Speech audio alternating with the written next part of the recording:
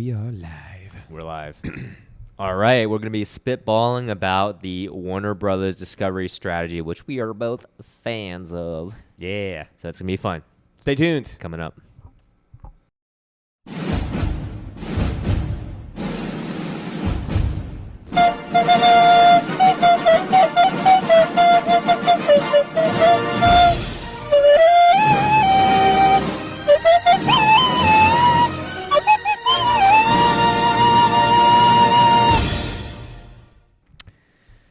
All right, guys, we are back. We have one singular topic today that made both of us very excited, which is pretty much all the moves that Warner is doing. Yeah, WBD. Making the news. But specifically, I want to give shout out to David Zaslav and the team at Discovery and what they've been doing. And there's going to be more news on this, by the way. They report earnings on Thursday, so I think there's going to be so we should preview that a little bit after we've kind of discussed what they've already done. Yeah, but I think there's going to be some big stuff coming on Thursday. Yeah, we can put it in context with some of the other earnings calls that we've seen recently. But welcome back. This is episode 18 of the Entertainment Business Review. That's right. My name's Jordan. I am Brian, and we are the two smartest sounding dumbasses in the industry.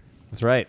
And before we start, just a real quick disclaimer. These are our personal opinions only, not a reflection of our companies. Nope, definitely not. Definitely not. Although I'd like to retroactively say that as well for the other episodes. For everything. For everything I've said, everything that exists on the internet, just in case we get Brian canceled. was smart enough when he got a job to mention it, and I never did. So my company might be on the hook for everything I've said before this.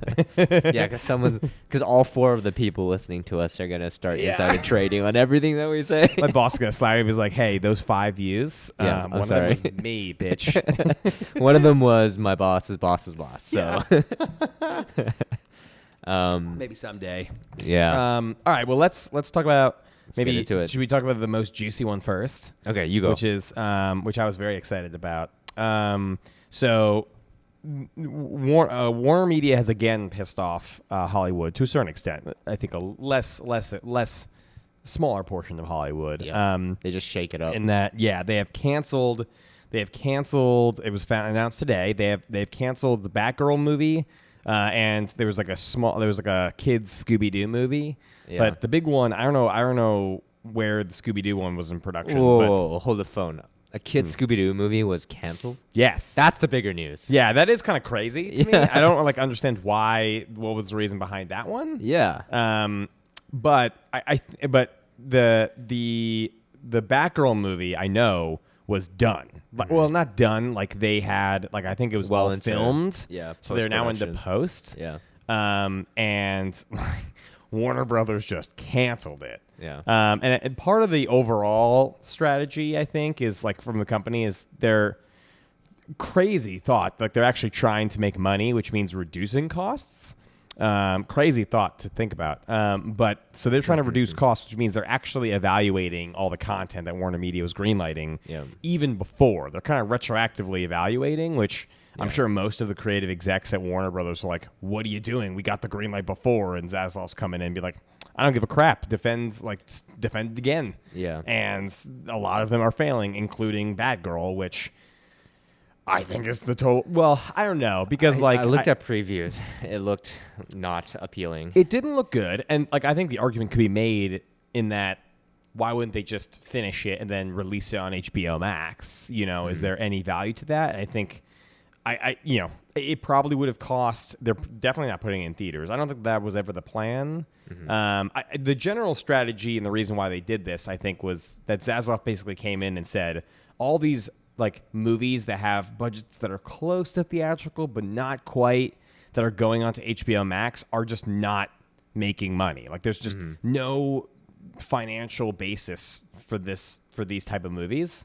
And so I think Batgirl and the Scooby-Doo movie were part of this very expensive streaming movies that Netflix is doing. And he's like, no, we're either going to go full in on the huge budget theatrical, or we're going to do TV movies. Yeah. Which, the reason why TV movies and theatrical movies existed separately before was because they actually needed to be tied to money. Yeah. Yeah. So we've been saying this for sense. a while, right? If you make a movie direct to streaming, it's kind of like when they used to make those those movies direct to like home video. Yes. You know, like like what was it, like VeggieTales Home Alone or- 6 and like all those random movies, right? Yes. You're signaling that they're kind of shitty and they're only going to exist on someone's like DVD shelf. Yes, I think there's actually a Star Wars Christmas special. Oh yeah. BT Dubs. Oh, I've heard about that one. Yeah. I think that was like a direct to home entertainment. Yeah, it's the same principle, right? If you approach it with that, it's going to end up that way. Yes. But yeah, I think it's funny because it was $100 million that they put in this thing. Yeah, I think it was close to that. And Wow. yeah, so they'd already put in that much money and they're just writing it off. Yeah. Which is wild. Yeah, and I think it's the right move though, right? Because I think what Zaslav is doing now is protecting the brand that is Warner Brothers and Discovery together, and it's important that they're not going to release too much because they don't want to go the way of the quantity over quality that Netflix has taken. Yes. And there's been some more reports about consumer satisfaction with these services that are pointing towards this way because now that there's so many services and people are shelling a lot of money, they're focused on the services that have high perceived value. So value being the connection between price and the quality of content. And then you're seeing a huge shift now where HBO Max is like on the top end, and then Netflix is now on the low end. Yeah. You release something like this, then you're gonna twist that. Yeah. So, I think the value of these streaming platforms has shifted from like mainly library and then new titles to a certain extent. Yeah. Now it's like because everybody's pretty much pushing their new exciting content on the streaming platforms. Now people are like, yeah, the library's nice, but I really want to know what you're making that's new, that is exciting. Yeah. And I think they have to your point, I think they have a good strategy where they're like, we need to put quality over quantity now. Because look, at the end of the day, like I think a lot of people used to maybe 2 years ago would go onto Netflix if they didn't know what to watch, and they're like, well, Netflix has a ton of stuff. Yeah. Versus now, every platform pretty much has a lot. Yeah. Now you got to go, okay, which streaming platform is more likely to give me something that I like? And that's not Netflix. It's just not. Yeah. And so they got to live up to that reputation. exactly. So now I think Warner is going on the strategy now of, we need to make money as a business. And that means upping the quality and lowering, because the A's or AAA level titles make money, and then you get like the B's and C's that really don't make that much money. Yeah. And I think Netflix's idea was, well, we can make a bunch of B's and C's because they satisfy our verticals or whatever like that. Super serve a niche. And now, they're realizing they're spending all this money on these like small titles that make that just aren't profitable at all. Yeah. And they need to start making stuff that really, and it's hurting their ability to make A's and triple A's because people aren't engaged in them. Yeah. So and also notice how the argument is all about like, there's a certain segment that's saying like, oh, they're just nixing it because they don't want like a female lead for like this kind of. There's all that talk too, but really like these executives saw it and were like, no.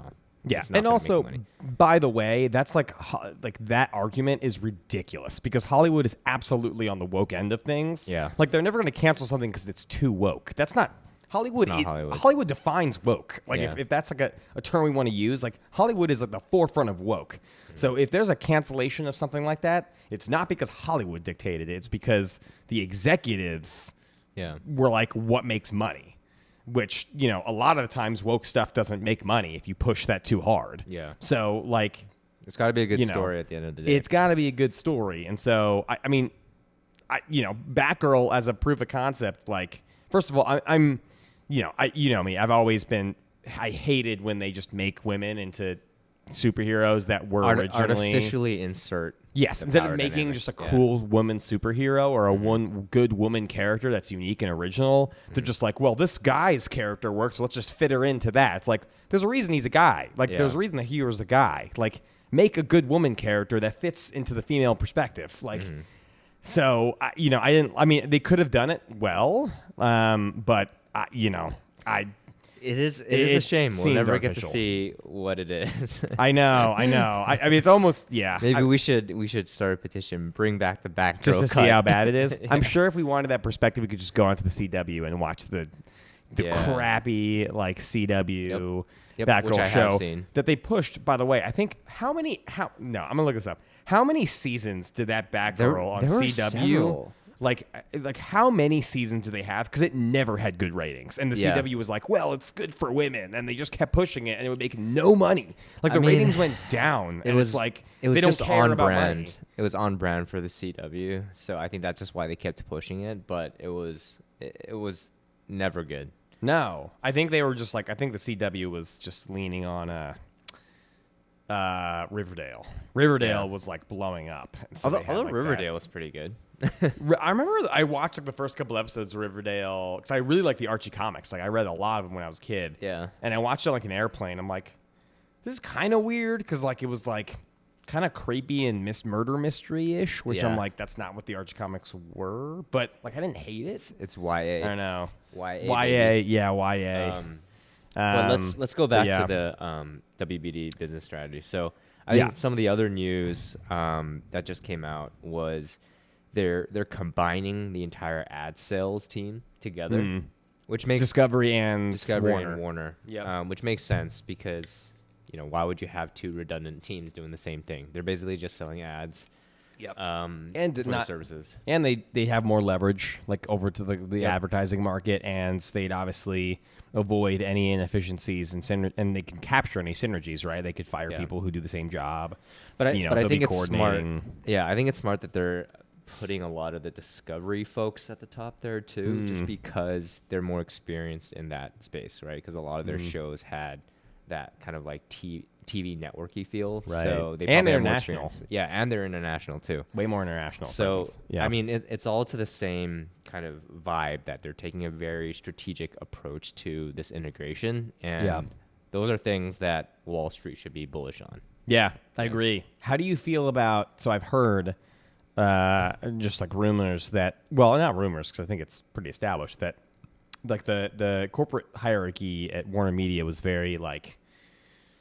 It like went all like it was very vertical. So like you had one person at the top, and that person had two people, and that person had four people, and then now apparently it's like Zaslav and like 10 people report to him. Yeah, like it used to be like Killar, and then like maybe 3 people reported to him, and they just like cut like different lines of executives.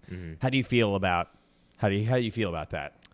I guess I haven't fully went into like the org structure, but it sounds to me like based on what you said that they're taking more of like the Netflix approach, where it's like they have different business segments, and there's one person that's like they can make decisioning for each individual pod, so that they're really just seeking him for alignment on strategy, right? Yeah, that's basically the Netflix approach, and maybe that's the right way for them to go, given how big they're getting. Yeah. I kind of see it. I see it working out pretty well in their favor, just because I think you lower bureaucracy a little bit, and it gets to Zaslav probably faster when you don't have like a bunch of steps. And it also seems like what they were showing was when Zaslav came in, he basically like cleaned house at Warner. He like at least on the executive level, and put all his people in. So it seems like, and he seems like a very good relationship guy.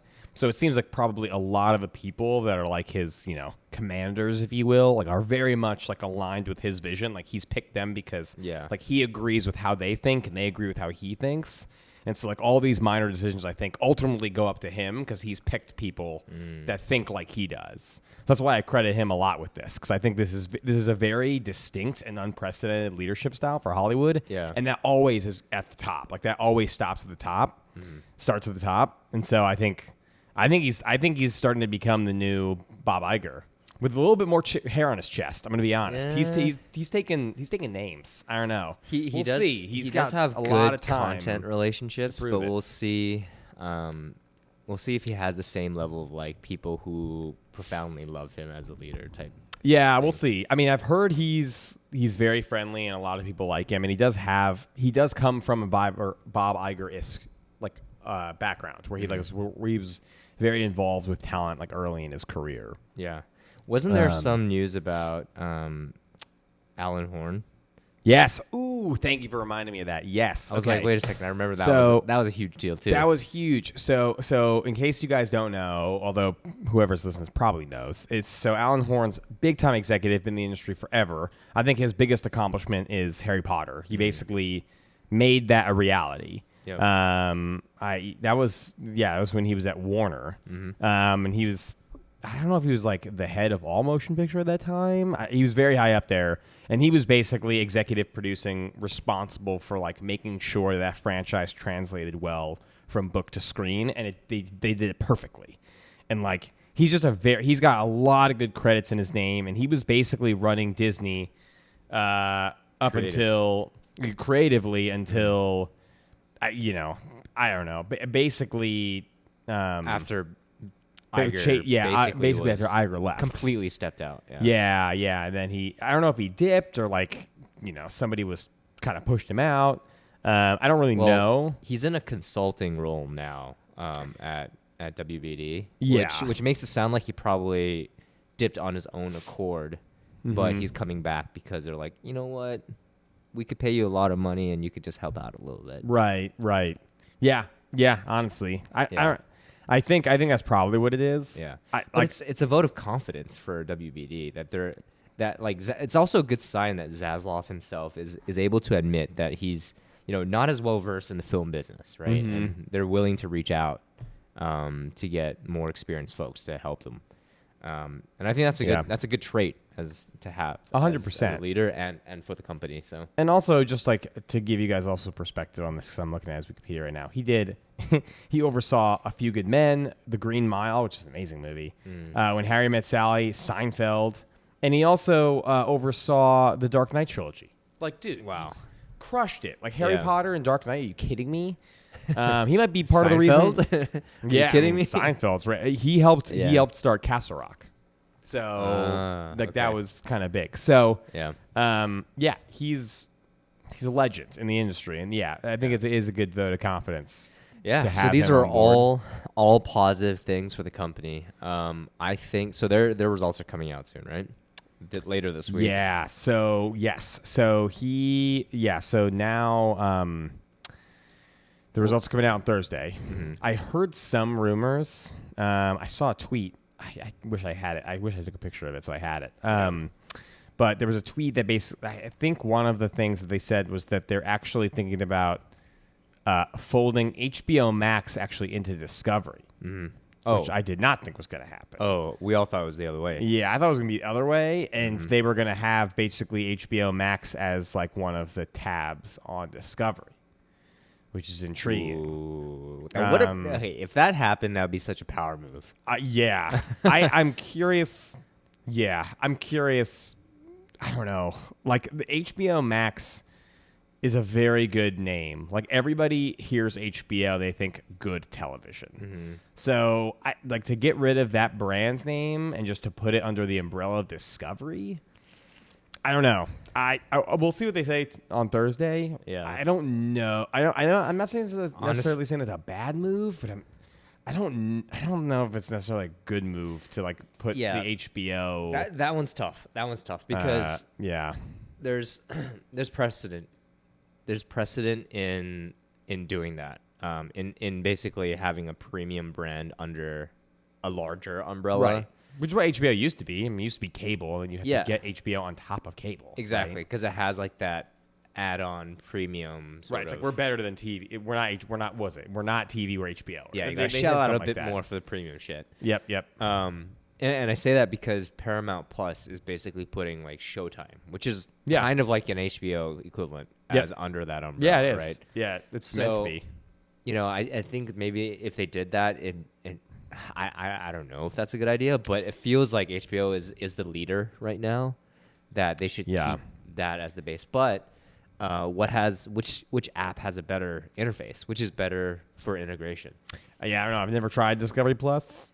I mean, it would have freaking failed if they didn't get HBO Max, to be honest. But overall, I think the earnings are going to be good. The other thing that we didn't mention actually is there were rumors as well that HBO Max is going back into like the channels model with Amazon. So if you remember back last year, they took HBO Max off the channels business, so you couldn't get it through that. Right, like you couldn't buy as an add-on to Amazon Prime, and right? That was and that basically nixed 5 million subscribers at the time. Right, because they wanted people to sign up directly through HBO Max. They didn't want you to Kyler wanted the direct-to-consumer relationship. Right. And you have to pay fees, assuming if Yeah, they buy there's it like on a top rev of an share. Amazon Prime. Yeah. Yeah, of course. But they're going back to the other model because it's been proven that when you have this distribution channels model, you get more subscribers because there's value in tapping into Amazon's, distribution, or Roku's distribution, or Apple TV's distribution. Right. So if they do, then we're going to see a lot bigger spike in subscribers. Interesting. And it is also important to note that Discovery Plus is in that model. It is. Yeah. So Yeah, they yeah. know how beneficial it is. So Interesting. yeah. Interesting. So from a business perspective, I do think it would be a good move, and another good reason why you should be optimistic about it. Yeah, that's interesting. Yeah, I mean, interesting. Yeah, I mean, if it shows a spike in subscribers, then I could totally see that being like working a lot in their favor. Yeah. I do worry a little bit for that. Like they need more subscribers because I also like worry. I mean, I assume that people who get HBO Max directly through HBO Max now wouldn't switch to like adding it to their Amazon instead. I think that's probably too complicated for consumers, so I don't think that's going to be super huge. Yeah. But they do get like less. Their ARPU for like subscriber signups on Amazon Prime is going to be less. Yeah. Because they have a revenue split from that. But if their overall subscribers get bigger, then that nets itself out. It So, honestly depends on the consumer's behavior. So like if they have multiple services and they see value in bundling it all under one bill, yeah. like if they prefer that, then yes. It depends. I just don't think consumers prefer that, though. To be honest with you, like I think you'd be surprised. You think? Yeah, because even the telephone companies are starting to go into the aggregation business because they have existing billing relationships with these people, and it's so Yeah. easy to say like, okay, on top of your cable bill, we'll add your, I don't know, HBO Max, Discovery Plus, and all that for an extra $30, and you just get it through yes. your TV. So there is like value in it, because of the billing relationship. Right, and you only get one charge, so it's easier to keep track Yeah. of. My only issue is that, like, for example, like if I get like in Amazon, like Adobe Premiere like subscription, like it's through Adobe's like system of suite services. So if I want to cancel it, it's like the biggest pain in the butt to like try to find where my and same thing with Apple. Like if I sign up on my through Apple on my phone, like and I keep getting charged for this thing, I don't know what it is. I have to like go into my Apple services and like look at all the subscriptions that are through my Apple. I'm like, why can't I just be on the app and just like manage my subscription through the app instead of having to go through Apple's thing to try to figure it out? It's super frustrating. So I there don't know. is, I have to tiptoe around some of this now, but the businesses that work on this are getting better at making that experience seamless throughout the environment. Interesting, yeah. Yeah, so because that is a pain point for consumers, right? Super, yeah. Yeah, Like but I don't know how many what my subscription services are within the intermediary that's you distribute them. It's really annoying. If you can have an intermediary which has smoothed out all these customer frictions, then you'll see the value. And I think there's some companies that are working on this. I mean, that would be valuable. Like I honestly, because I think people do lose track of all their subscriptions. And if they had an easy place to just check all those things that they're subscribed to and be like, I don't use this anymore, cancel, or something like that. Like I think consumers would really value that. Yeah, So absolutely. I think that is part of it. But yeah, let's wrap up real quick with just other updates. So like we had a lot of earnings already come out. Yeah. A lot of negative ones, right? Yes. So the overall industry as a whole has been just kind of being hit in 2Q. Yeah. I mean, obviously Netflix was, I mean, it was good, but it was also better bad. than expected. Yeah, I hate when people were like, "Oh my gosh, they did so much better than their expectations." I'm like, they still lost the most subscribers they've ever lost in a quarter just because they like set the like expectations super low in the last one. It's the same deal with all the other so companies. Stupid. It's like Wall Street's so dumb sometimes, man. Snapchat did bad. Facebook did bad. Roku similarly, they didn't meet expectations, but they actually did well on most of their metrics. Yeah. Comcast didn't do well. Like Peacock is still losing like $500 million No, a quarter. Peacock didn't. Apparently, Peacock didn't move subscribers at all. Like they're flat at like 13 million. Yeah. That's what the release said. So I'm not surprised by that in the slightest. I'm just waiting for them to cancel it. I don't know what the fuck they're doing. They're burning money. Like when they're literally burning money. When do they think it's gonna start making money? When? Yeah. Honestly, I'm genuinely curious. Or at least you have to have a number where you're like, we're working towards acquiring this many subscribers because that's the number that will make us break exactly. They're not even confident when that will happen because they don't know. Like they're so unconfident with it, they won't even say it to analysts because they know the analysts are gonna start holding them to that. Yeah. So they're not like the strategy is ridiculous. They should have remained a. I mean, add-on. They should be an add-on or merge with a different They service. should be an add-on. I kind of get the perspective, especially with Comcast, because they're in a tough spot where like they used to be a distributor. Like they used to be a kind of producer and a distributor with cable. Yeah. Now cable's dying, so like it's natural to be like, well, we still need to maintain our position as a distributor, so let's do a streaming platform then. Yeah. So because they need to, like, they're losing. They're going to be they're huge. Well, I mean not huge, but they're big, and most of that is cable and like broadcast revenues, and that's tanking. So as a corporation, they've like, we got to do something. Yeah. When you were in school, did they bring in a couple people or? I mean, not from Comcast. So from like Comcast, NBC, NBCU, Peacock, like they basically have this concept, the business concept of like a symphony, where they have so many different lines of business and segments that when you have content or IP somewhere, you can like leverage it in other different areas, and that's kind of like where this is all swept up in, right? Yeah, like they have these shows coming on Peacock, but then they're gonna push it to like their networks, and this is gonna help it with this and that and this and rides and shit like that. Like they also do not like. I'm not convinced most companies, with the exception of maybe Disney, are super effective at like cross synergies, like cross business synergy like that. They're so big. I think they like don't to know think how much they are. Yeah, they like to say that, and like CEOs will say that on earnings calls, be like, oh, if we do this, then we can advertise this through another channel. Like this is the benefit of like being a huge organization. It's like you guys are all working separately. Like I don't think anybody on the ads team is like, this would be a good idea to go this. They reach out to like the person in their games division. I don't think that happens. It doesn't happen in practice, but I think it's like in theory it's supposed to work. Right. But yes, in theory that's the synergy. It's hard when you have ingrained teams and like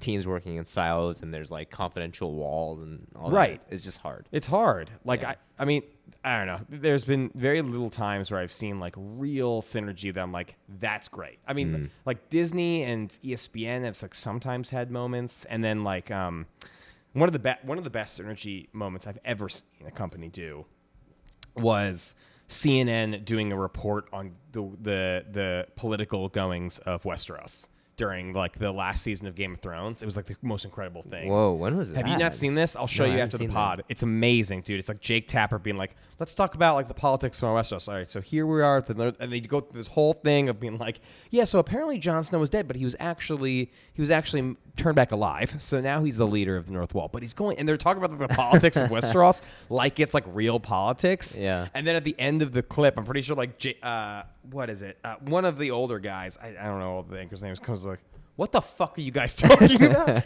It's so funny, and I'm like, bravo! Like that is excellent cross company collaboration between HBO and CNN. But otherwise, I'm not. I don't know. I haven't really seen it too much. I mean, the obvious one used to be like if Universal had a movie coming out, they'd advertise on like NBC's network. Like they'd advertise on. I mean, NBC when everybody used to watch broadcast. Huge. Yeah. If you advertised a movie on NBC back in the day, everybody saw that trailer, and everybody was like, "I want to see that movie." In the networks are like, no, it's trash, like super low. It's not even worth it now. So like now they don't even have that, like they don't even have that avenue. So the synergy's not, I don't know there, but we'll see. Yeah, we'll see how Warner. I think there's the big trend I've noticed from the earnings is ad sales slowing big time. Like Facebook is getting effed. Snapchat got screwed. YouTube did not do well, although it was like, I think they had like 5% growth in ad sales revenue, which is for YouTube terrible, but for everybody else where like their ad revenue was either going down or like pretty flat, it was like not bad. But I think a lot of companies are pulling back on their marketing spends because of the impending recession and maybe war with China soon. It's weird. So, It's weird though because I keep hearing like all the companies are saying they're beating their estimates for like for ad sale, like their upfronts and all that kind of stuff. Like Roku. like upfront revenue. Yeah, like they're selling out. they're selling out and everything. So what was like? I didn't really catch like too much detail of the Roku earnings. Like what? So like I knew it was negative. It was negative because of the outlook on ad sales and Roku. A lot of Roku's business is based on ad sales. Oh yeah. Yeah. But the metrics that they measure is active accounts, ARPU, streaming hours, which are all up year over year. So those are positive. It's just that they're looking at down the road and they're baking that into their expectations, which is fair. But I do think like it's the outlook that is negative right now. So we're gonna have to wait and see if that materializes because lowering ad sales is a lagging indicator of a recession. So we have to wait and see. Interesting. When that's going to actually happen. I do anticipate it's probably going to happen, and they're probably right. But I have my gut feeling is that it's temporary. So it's just a time of the the cycle. Yeah. Going on. But yeah. But we'll see how it goes on Thursday. I think we've talked a lot about it. I'm excited. So we'll see. Cool. All right. Well, we'll wrap up there. All right, guys. We'll do reviews next time. We haven't really watched too much new stuff. So yeah, too busy, excited about the business. That's right. As always. All right. We'll see you next episode. All right. Peace.